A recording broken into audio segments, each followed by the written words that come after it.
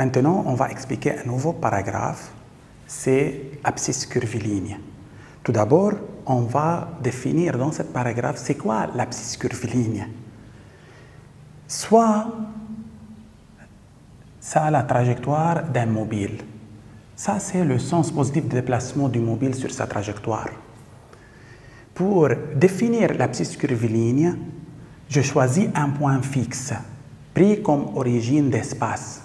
Le point O est un point fixe choisi sur la trajectoire. Ce point est pris comme origine d'espace. À la date T, le mobile est dans cette position, par exemple. Comment je peux repérer le mobile M sur sa trajectoire? On définit maintenant quoi? L'abscisse curviligne. L'abscisse curviligne, c'est quoi l'abscisse curviligne? C'est S de T, c'est l'abscisse curviligne du point M à la date T. C'est la mesure algébrique de cet arc. La mesure algébrique de l'arc OM. Ça, c'est l'abscisse curviligne du point M à la date T. C'est-à-dire, si je peux, par exemple, savoir la longueur de OM, si, par exemple, la longueur de OM est la longueur de l'arc OM est, par exemple, 10 mètres, alors l'abscisse curviligne du point M à la date T, c'est 10 mètres. Maintenant, si le mobile M à la date T1 se trouve ici, ça c'est la position du mobile à la date T1. Donc, l'abscisse curviligne, c'est la mesure de l'arc, quoi? OM. Ça, c'est l'abscisse curviligne du mobile à la date T1. Si la longueur de l'arc OM de cet arc à la date T1 est par exemple 6 mètres, alors l'abscisse curviligne du mobile à la date T1 c'est moins 6 mètres. Pardon, c'est moins 6 mètres. Donc, selon le sens positif du mouvement, l'abscisse curviligne est soit positive, soit quoi? Soit négative. Tout le monde d'accord? Tout le monde d'accord? Ça, c'est la définition de quoi? De l'abscisse curviligne. Maintenant, une conséquence de cette définition, partie 2, c'est la vitesse. La vitesse. C'est-à-dire, quelle relation existe-t-elle entre la vitesse et l'abscisse curviligne? Puisque je peux repérer la position du mobile à n'importe date par l'abscisse curviligne, donc je peux calculer la vitesse. Mais quelle relation existe-t-elle entre la vitesse et l'abscisse curviligne? Je m'excuse, j'ai oublié, ça s'appelle aussi quoi? Équation horaire du mouvement. Équation horaire du mouvement. Maintenant, revenons à la vitesse. Quelle relation existe-t-elle entre la vitesse et l'abscisse curviligne? Je veux considérer par exemple un mobile qui se déplace dans ce sens sur cette trajectoire. Si je veux déterminer la vitesse du mobile à la date T, c'est-à-dire sa vitesse instantanée, qu'est-ce qu'on fait? Je choisis deux positions du mobile aux dates T1 ou T2, mais très rapprochées. Ça, c'est M1, correspondant à la date T1. Ça, c'est M2, correspondant à la date T2. Mais remarquons bien, T1 et T2 sont très proches de quoi? De T. Très proches de T. Quel est le vecteur vitesse ici? Le vecteur vitesse à la date T, ce n'est autre que M1, M2, sur quoi? Sur delta T. Mais delta T, c'est qui? C'est T2 moins T1. De cette manière, je peux déterminer le vecteur vitesse.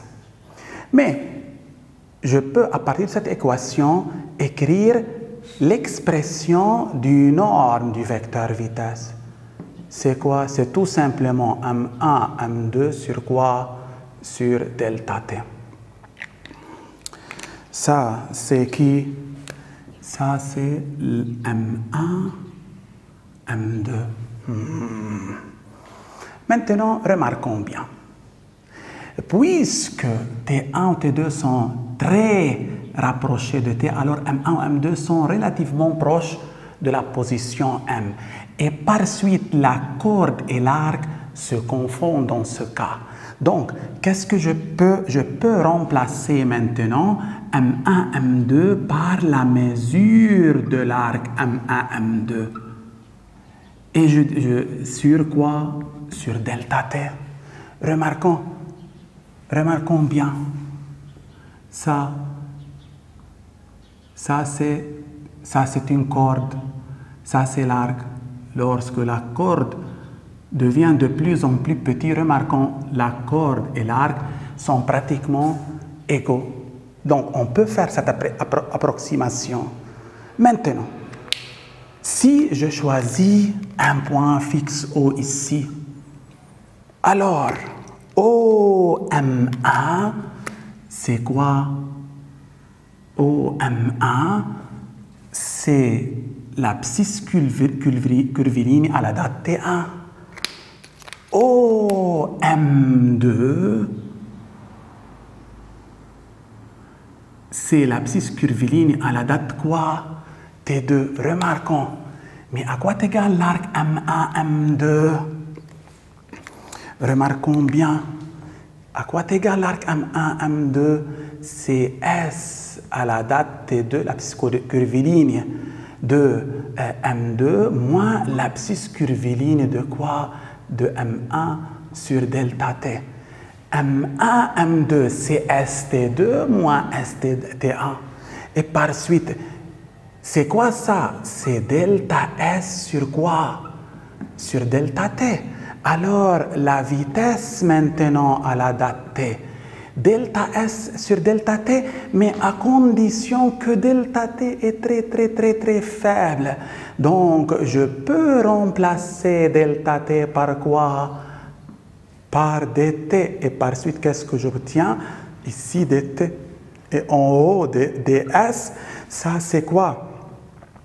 Dérivée de l'abscisse curviligne par rapport au temps. Donc, la valeur de la vitesse n'est autre que la dérivée de l'abscisse curviligne par quoi? Par rapport au temps. Ça, c'est à retenir. Maintenant, si j'ai l'abscisse curviligne ou l'équation horaire du mouvement d'un certain mobile, je peux déterminer la valeur de la vitesse et non pas le vecteur vitesse par la dérivée de l'abscisse curviligne par rapport au temps. On peut écrire ça comment? V égale quoi? S', c'est-à-dire la dérivée de S par rapport au temps. Tout le monde d'accord? Maintenant, sous titre d'exemple ou d'application, on donne l'abscisse curviligne à la date T d'un mobile, S égale 10T2 plus 4T, ça donne le SI. On demande de calculer tout d'abord la vitesse du mobile à la date T. Maintenant, ça c'est la solution.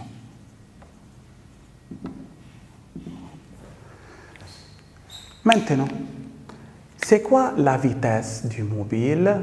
La vitesse du mobile à la date T n'est autre que la dérivée de l'abscisse curviligne par rapport au temps.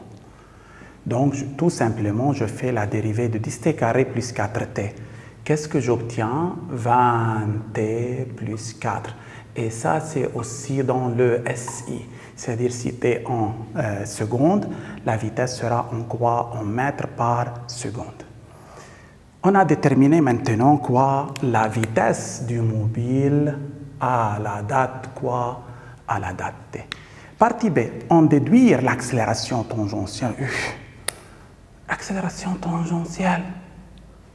On a parlé seulement de l'abscisse curviligne et de la vitesse. Accélération tangentielle. C'est quoi l'accélération tangentielle? Directement utiliser la formule. C'est dv sur dt. C'est la dérivée de la valeur de la vitesse par rapport au temps et on a la valeur. Ça, ce n'est pas le vecteur. Égal combien? il faut tout simplement faire la dérivée de 20t plus 4. Qu'est-ce qu'on obtient? On obtient 20 mètres par seconde au carré. Conclure, qu'est-ce qu'on conclut? Conclusion, AT est constante. Que signifie AT constante? AT constante signifie que le mouvement est uniformément varié. Mais puisque cette constante est positive,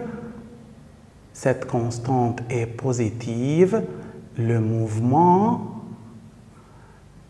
est uniformément accéléré. Le mobile accélère uniformément pendant le temps, c'est-à-dire sa vitesse s'accroît de la même valeur pendant le même intervalle de temps. Ça, c'est la signification de A constante positive. Si A est une constante négative, c'est un mouvement uniformément décéléré, c'est-à-dire la vitesse décroît uniformément au cours du temps. Que signifie ça? Que pendant les mêmes intervalles de temps, la valeur de la vitesse diminue d'une valeur constante toujours. Tout le monde d'accord? Maintenant, partie C. Si la trajectoire est un cercle de rayon 100 mètres, on va calculer AN et A, la composante normale du vecteur accélération, et la norme du vecteur accélération, mais à quelle date? T égale 2 secondes. C'est quoi AN? On a le rayon du courbure, on a l'expression de V. À t égale 2 secondes, je peux déterminer la valeur de la vitesse du mobile. C'est 20 fois 2 plus 4. C'est combien? C'est 44 mètres par seconde. Ça, c'est la valeur de la vitesse.